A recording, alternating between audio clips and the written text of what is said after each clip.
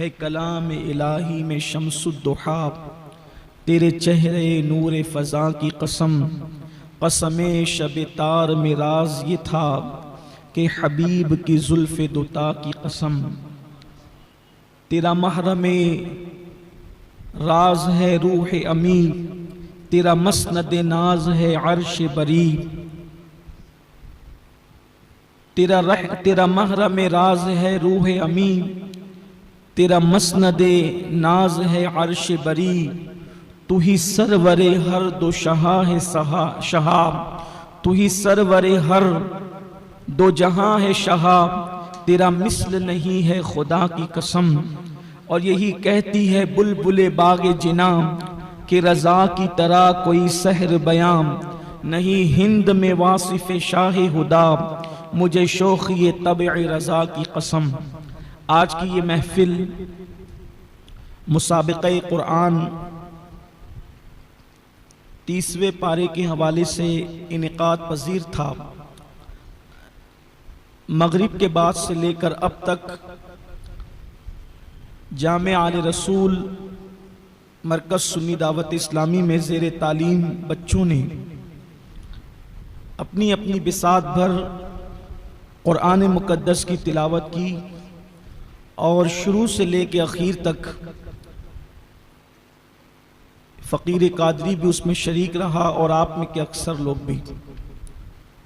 یہ مسابقہ اس لیے منعقد کیا جاتا ہے تاکہ بچوں کے اندر ترقی کی ایک اسپرٹ پیدا ہو اور آگے بڑھنے کا جذبہ پیدا ہو۔ بہت سارے بچوں نے ماشاءاللہ بہت اچھی تلاوت کی، اساتذہ نے محنت کی۔ ایک بات جو حاضرین ہیں اور جو طلبہ ہیں ان سے کہنا چاہتا ہوں، اس وقت پوری دنیا اسلام اور مسلمین سے جو لرزہ برندام ہے، اس کی سب سے بڑی وجہ اللہ کی کتاب ہے۔ انہیں پتہ ہے کہ جب تک مسلمانوں کے ہاتھوں میں قرآن موجود ہے اور صاحب قرآن صلی اللہ علیہ وآلہ وسلم کا دامن موجود ہے، اس وقت تک قوم مسلم کو کبھی مٹایا نہیں جا سکتا، اور اس قوم کا کبھی خاتمہ نہیں کیا جا سکتا۔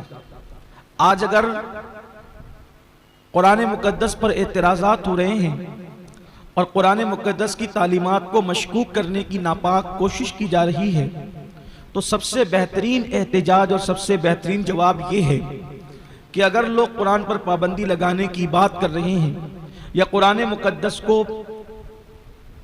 ترمیم یا بتا رہے ہیں، تو ہم اپنے ہر بچے کے ہاتھ میں قرآن دینے کی بجائے ہر بچے کے سینے کو مکمل قرآن بنا دیں۔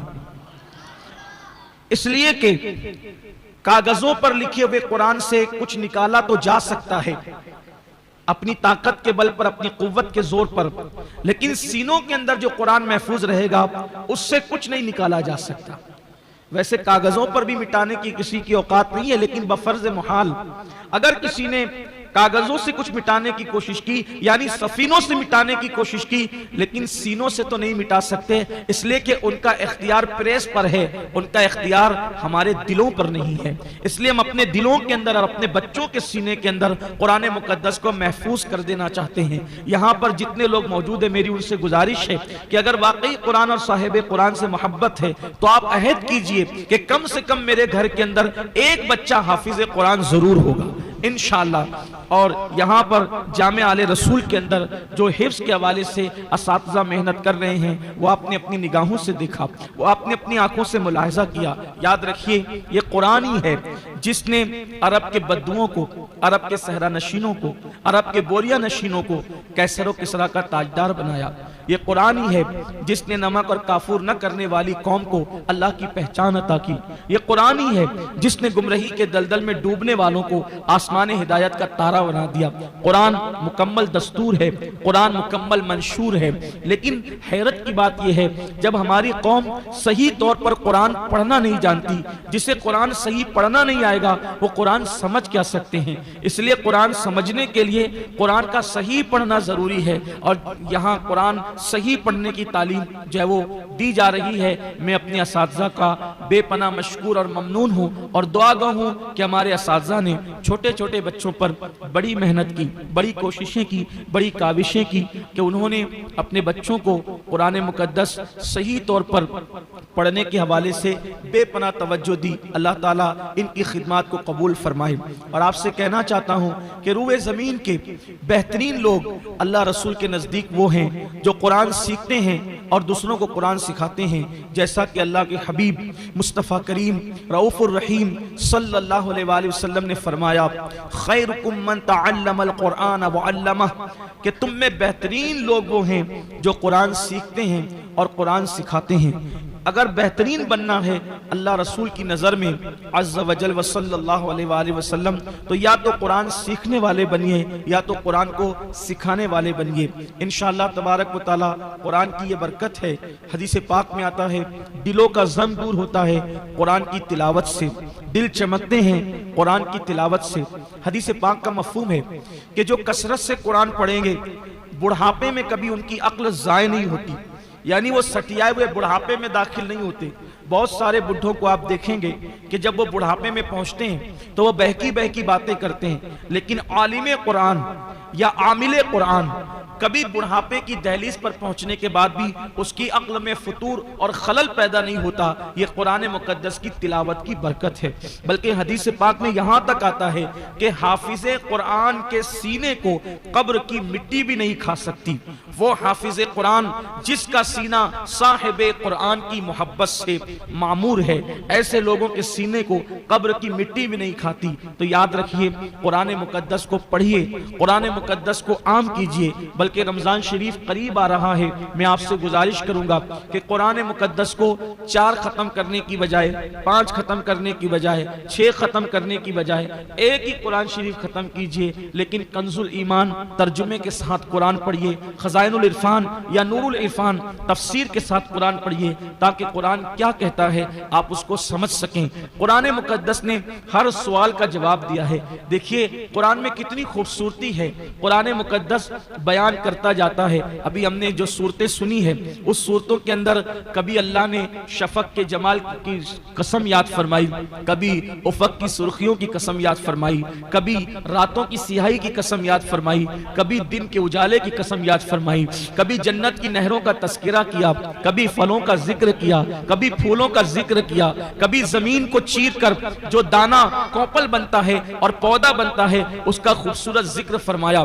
کہیں پر کشتیوں کا ذکر کیا گیا ہے, کہیں پر باغات کا ذکر کیا گیا ہے, کہیں پر کھجوروں کا ذکر کیا گیا ہے, کہیں پر انگور کا ذکر کیا گیا ہے, کہیں پر جنت کی نعمتوں کا ذکر کیا گیا ہے, کہیں پر جہنم کے عذاب کا ذکر کیا گیا ہے, کہیں پر اپنی غیرت کا ذکر کیا گیا ہے, کہیں پر اپنی رحمت کا ذکر کیا گیا ہے, کہیں پر جبریل کی قوتوں کا ذکر کیا گیا ہے, کہیں پر نبی کی نبوت کا ذکر کیا گیا ہے, کہیں پر جناب صالح علیہ السلام کی اونٹنی کے قاتل کا ذکر کیا گیا ہے, کہیں پر اللہ اکبر اللہ کی راہ میں قتل ہونے والوں کا تذکرہ کیا گیا ہے. ایک تسلسل ہے. قرآن جو مضامین بیان کرتا ہے اس کو اللہ اکبر ایسے مضامین ہے کہ اگر دل میں سمجھ آتی ہو تو انسان کی آنکھیں چھلک پڑتی ہے. اور ایمان والوں کی پہچان ہے جب ان کے سامنے قرآن پڑھا جاتا ہے تو ان کے ایمان میں اضافہ ہوتا چلا جاتا ہے اور ان کی آنکھوں سے اشک رواں ہوتے چلے جاتے ہیں. یہ بڑا عظیم اللہ کی طرف سے ہم پر انعام ہے کہ اللہ نے قرآن جیسی عظیم کتاب ہمیں عطا فرمائی. اس لیے ہمیں چاہیے کہ قرآن کو تھامے رکھیں. اور بلکہ آپ سے بھی کہتا ہوں, آپ نے بچوں سے قرآن سنا, آپ کا بھی دل چاہتا ہوگا کہ آپ کے بچے اچھا قرآن پڑھیں. میری گزارش ہے کہ آپ جامعہ آل رسول میں اپنے بچوں کا داخلہ کرائیں تاکہ وہ اسکول کے ساتھ ساتھ مدرسے میں آ کر اچھا قرآن پڑھنا سیکھیں، اور اگر آپ خود بھی اچھا قرآن پڑھنا سیکھنا چاہتے ہیں تو اپنے مرکز پر یہاں پر تعلیم بالغہ کے حوالے سے قرآن سکھایا جاتا ہے۔ آپ سے میری گزارش ہے کہ آپ خود بھی ایک مرتبہ کم سے کم اچھا قرآن پڑھنا سیکھ لیں، اس لیے کہ آج بھی مصطفیٰ جان رحمت صلی اللہ علیہ وآلہ وسلم کی شان یہ ہے کہ جو لوگ اچھا قرآن پڑھتے ہیں حضور علیہ السلام اس اچھے قرآن کو سننا پسند کرتے ہیں۔ بلکہ یہاں مجھے بات یاد آئی ہے کہ اولیاء اللہ بھی قرآن مقدس جو اچھا پڑھتے ہیں ان کو سننے کو بہت پسند فرماتے ہیں۔ ہم لوگ مزارات اولیاء پہ جاتے ہیں اور بہت سارے ورد وظائف کرتے ہیں، لیکن میں کہتا ہوں سارے ورد وظائف اپنی جگہ، اگر ہم وہاں جا کے قرآن کی تلاوت کریں اس کی اپنی برکت ہی کچھ اور ہے۔ دیکھو قرآن کی برکت، جو قرآن میں برکت ہے وہ کسی اور وظیفے میں نہیں ہے۔ ہر وظیفے کی اہمیت اپنی جگہ ہے، لیکن ہر کوئی نہ کوئی وظیفہ کسی پیر کا دیا ہوا ہے، کوئی وظیفہ کسی فقیر کا دیا ہوا ہے، کوئی وظیفہ کسی ولی کا دیا ہوا ہے، کوئی وظیفہ کسی صحابی کا دیا ہوا ہے، لیکن قرآن وہ عظیم مقدس کتاب کا نام ہے جو اللہ نے اپنے محبوب کو عطا فرمایا ہے۔ اس سے بڑی بات کیا ہے؟ قرآن کی بڑی عظمتیں ہیں۔ یہاں پر ایک چھوٹا سا واقعہ میں آپ کے سامنے پیش کرتا ہوں کہ قرآن آپ جہاں پڑھیں گے وہاں پر رحمت و نور کی برسات ہوگی۔ بیان کیا جاتا ہے کہ ایک حافظ قرآن، ایک اچھا قرآن پڑھنے والا سرکار غریب نواز کے آستانے پر گیا، اور آستانے پر جانے کے بعد اب ظاہر سی بات ہے وہ حافظ تھا، وہ قاری تھا، اچھا پڑھنے والا تھا، تو سرکار میں بیٹھ کر وہ قرآن کی تلاوت کرتا تھا۔ اس کی ایک مراد تھی، بہت بڑی مراد وہ لے کر گیا تھا، تلاوت کرتا رہتا ہے لیکن اس کی مراد پوری نہیں ہوتی۔ پھر وہ دیکھتا ہے ایک منظر کہ ایک نچنیاں اور فائشہ عورت آتی ہے، اور آنے کے بعد غریب نواز کی بارگاہ میں وہ اپنی عرضی پیش کرتی ہے، اور اس کی آنکھوں کے سامنے وہیں فوراً اس کی مراد پوری ہو جاتی ہے۔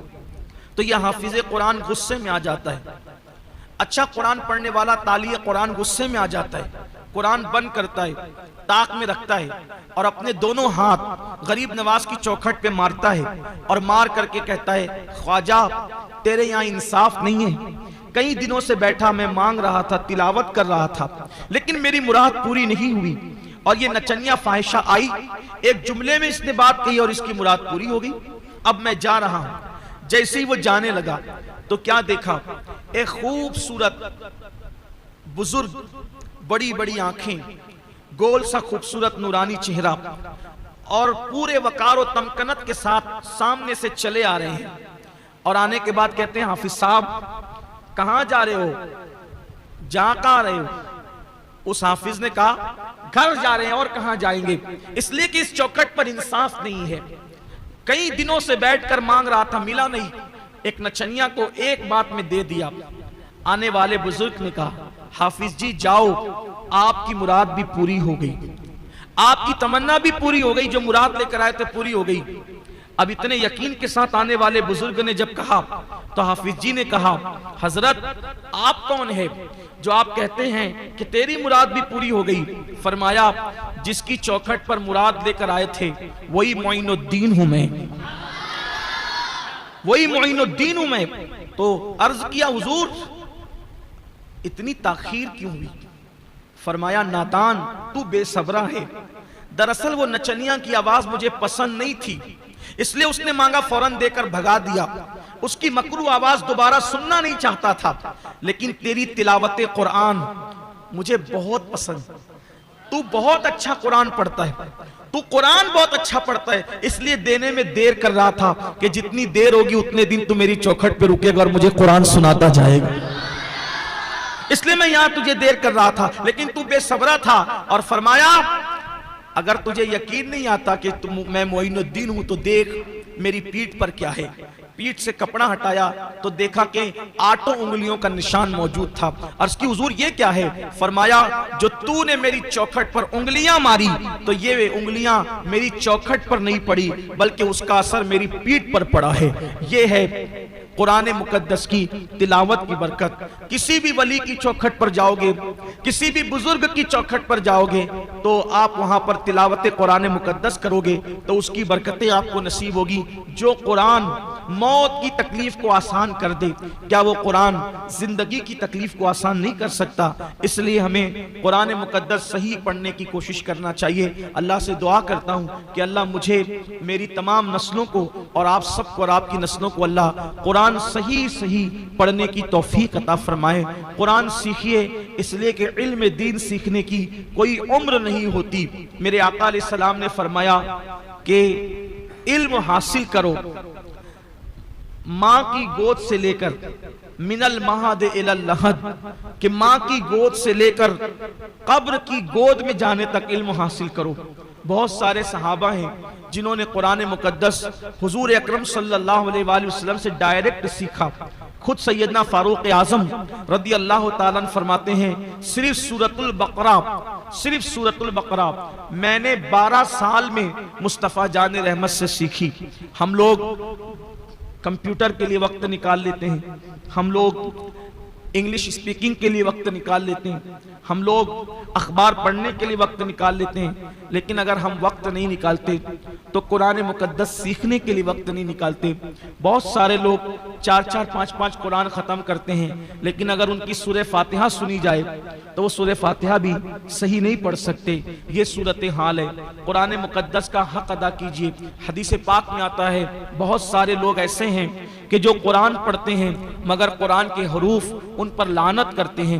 پوچھا گیا یا رسول اللہ صلی اللہ تعالی علیہ وآلہ وسلم, وہ کون لوگ ہیں کہ قرآن کے حروف جن پر لعنت کرتے ہیں؟ تو اللہ کے حبیب صلی اللہ علیہ وآلہ وسلم نے فرمایا جو قرآن پڑھتے وقت قرآن مقدس کی آیتوں کا حق ادا نہیں کرتے, قرآن کے حروف ان پر لعنت کرتے ہیں. اس لیے قرآن پڑھا جائے. بلکہ آج تو آسانی یہ ہے کہ اگر ہمیں قرآن مقدس صحیح پڑھنا نہیں آتا تو ایک سے ایک خوبصورت آوازوں میں, اچھے قاریوں کی آوازوں میں قرآن مقدس کی تلاوت موجود ہے. آپ اس کے ذریعے سے قرآن سن سکتے ہیں اور سنتے سنتے آپ کا قرآن درست ہو سکتا ہے. الحمدللہ سنی دعوت اسلامی مالیگاؤں ہیرا اسلامک چینل پر بھی اب قرآن مقدس آ گیا ہے.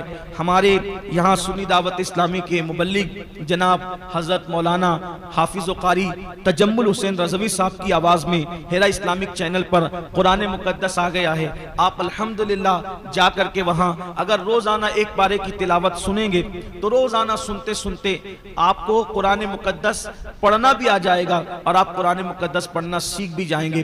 یاد رکھیے کہ ہم قرآن خوانی میں قرآن کیوں پڑھواتے ہیں؟ گھر کا افتتاح کرتے ہیں قرآن پڑھواتے ہیں, کسی کا انتقال ہوتا ہے قرآن پڑھواتے ہیں, اسی طریقے سے کوئی مبارک موقع ہوتا ہے قرآن پڑھواتے ہیں. وجہ کیا ہے؟ وجہ یہ ہے کہ ہمارا عقیدہ یہ ہے کہ جہاں قرآن پڑھا جاتا ہے وہاں اللہ کی رحمتوں کا نزول ہوتا ہے. تو آپ مجھے بتائیں کہ دوسروں کو بلا کر قرآن پڑھانے کی بجائے ہم کیوں نہیں روزانہ اپنے گھروں میں تلاوت کو فروغ دیں, تلاوت کو رواج دیں. اچھی طرح یاد رکھیے کہ کوئی کتاب کے پڑھنے کا وہ مقام نہیں ہے جو قرآن پڑھنے کا مقام ہے. میں اپنی جماعت کے ایک بہت بڑے بزرگ کے پاس گیا اور میں نے کہا حضرت مجھے کوئی نصیحت فرمائیں. تو آپ نے فرمایا سید صاحب آپ سے میری گزارش ہے کہ آپ اپنی قوم کو بھی یہ پیغام دیں اور آپ خود بھی اس پر عمل کریں کہ ہم نے سب کی کتاب پڑھی ہے لیکن ہم نے رب کی کتاب نہیں پڑھی ہے. کاش کہ ہم رب کی کتاب کو صحیح طور پر پڑھتے اور اس کو سمجھنے کی کوشش کرتے تو آج ہماری قوم کا یہ حال نہ ہوتا جو ہماری قوم کا حال ہے. اسی لیے اقبال کہتے ہیں وہ زمانے میں معزز تھے مسلمان ہو کر, وہ زمانے میں معزز تھے مسلمان ہو کر, اور ہم خار ہوئے تارک قرآن ہو کر. درس قرآن اگر ہم نے نہ بھلایا ہوتا یہ زمانہ نہ زمانے نے دکھایا ہوتا. بڑی معذرت کے ساتھ حالانکہ ہم نے اس پروگرام کی زیادہ تشہیر نہیں کی ہے لیکن ایک بات ضرور کہوں گا اور ایمان لگتی بات کہوں گا, اگر آج کی محفل یہ قوالی کی محفل ہوتی تو یہاں بیٹھنے کے لیے جگہ نہیں ہوتی. آج کی محفل تقریر کی محفل ہوتی تو یہاں بیٹھنے کے لیے جگہ نہیں ہوتی، لیکن کتنا افسوس ہے یہ محفل قرآن کی تلاوت کی محفل ہے تو یہاں پر وہ لوگ نہیں آئے ہیں جو سننے والے ہیں، یہاں پر اکثر پیرنٹس اور سرپرست لوگ حاضر ہیں۔ کتنا بڑا المیہ ہے کہ ہم قوالیہ سننے کے لیے تو ہزاروں کی تعداد میں جمع ہو سکتے ہیں، ہم تقریر سننے کے لیے تو ہزاروں کی بھیڑ اکٹھا کر سکتے ہیں، لیکن اللہ کا کلام سننے کے لیے ہم جمع نہیں ہو سکتے۔ جج صاحبان آ گئے ہیں، یا میں ایک بات آپ سے کہنا چاہتا ہوں، دیکھو قرآن جب بھی پڑھا جائے گا دل کو سکون ملے گا، یہ قرآن کی خصوصیت ہے۔ اور قرآن پڑھتے وقت جس کو گھبراہٹ ہو، قرآن پڑھتے وقت جس کو گھبراہٹ ہو، سمجھ جانا دو میں سے کوئی ایک چیز ہے، یا تو اس پر کسی نے جادو کیا ہے، یا تو اس کا ایمان اس کے سینے سے نکل گیا ہے۔ اگر اس پر جادو نہیں ہے اور اس کا ایمان موجود ہے تو اس کو قرآن پڑھتے وقت ایسا لگے گا کہ اور پڑھ اور پڑھ اور پڑھ۔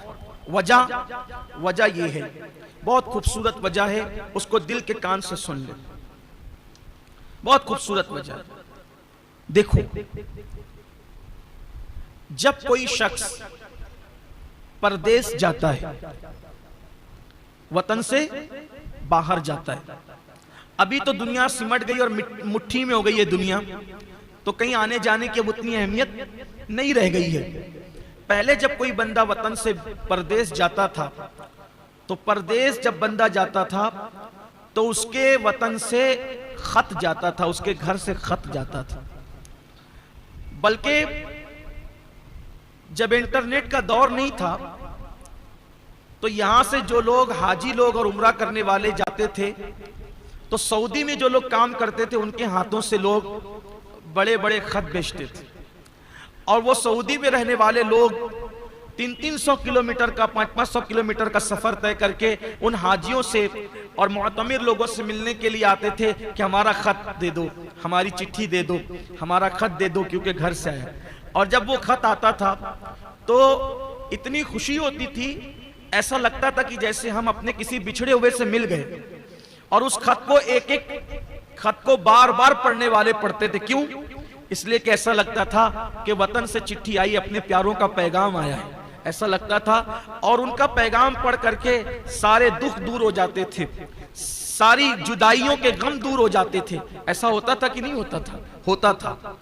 ٹھیک اسی طرح بلا تمثیل، ملانے کے لیے نہیں، صرف سمجھانے کے لیے، ہم بھی پردیس میں، یہاں ہم بھی پردیس میں ہیں، ہمارا وجود دو چیزوں کا مرکب ہے، ہمارا وجود دو چیزوں کا مرکب ہے، ایک ہمارا جسم ہے اور ایک ہماری روح ہے۔ تو جسم تو بنا ہے یہاں سے اور روح آئی ہے وہاں سے، پردیس سے روح آئی ہے۔ تو اب چونکہ جسم یہاں کا ہے لیکن روح ہے پردیسی، تو اب یہ روح جسم کے پنجرے میں بے چین ہوتی ہے، بے قرار ہوتی ہے۔ کس کے لیے؟ دیس کے لیے، وطن کے لیے، یار کے لیے، جہاں سے آئی ہے اس کے لیے پھڑپھڑاتی ہے، بے چین ہوتی ہے، بے قرار ہوتی ہے۔ تو اب ایسے میں آدمی بے چین اور بے قرار ہوتا ہے، روح بے چین ہوتی ہے تو انسان بے قرار ہوتا ہے۔ آنکھوں کی کوئی حیثیت نہیں، ہاتھوں کی کوئی حیثیت نہیں، پیروں کی کوئی حیثیت نہیں، جسم کی کوئی حیثیت نہیں، یہ پنجرا ہے، پنجرا، اور اس میں اصل وہ پرندہ ہے جسے روح کہتے ہیں۔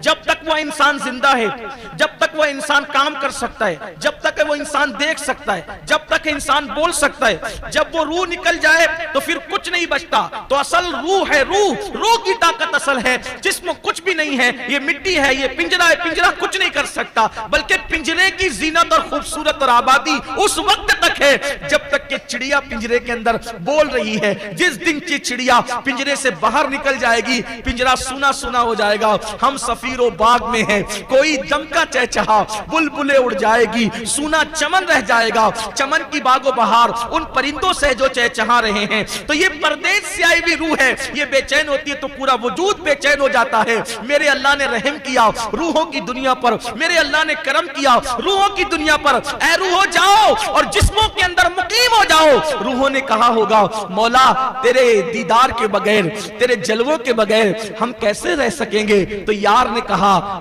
میں نہ صحیح، میں اپنی طرف سے تمہیں چٹھی بھیجوں گا، اپنی طرف سے میں پیغام بھیجوں گا، اپنی طرف سے خط بھیجوں گا۔ تو یار نہ صحیح، یار کا فرمان پڑھتے رہنا اور دلوں کو چین اور سکون عطا کرتے رہنا۔ تو جب تلاوت قرآن کی جاتی ہے تو روحوں کو سکون ملتا ہے، روح کہتی ہے یار کی چٹھی آئی ہے، یار کا پیغام آیا ہے، یار کا فرمان آیا ہے۔ اسی لیے انسان کے دلوں کو سکون ملتا ہے۔ مرنے والے کے سرانے سورہ یاسین کیوں پڑھتے ہیں؟ اس لیے اس کی بہت سی حکمتوں میں سے ایک حکمت یہ بھی ہے، اے پھڑپھڑانے والی روح اب اٹک مت، اس لیے کہ تو اپنے دیس کی طرف جا رہی، پردیس سے دیس، تو وہ جلدی سے آسانی کے ساتھ پورے شوق سے نکلتی ہے۔ تو وہاں جب تلاوت قرآن ہوتی، کیوں؟ جب یار کا پیغام اتنا خوبصورت ہے تو یار کے حسن کا عالم کیا ہوگا؟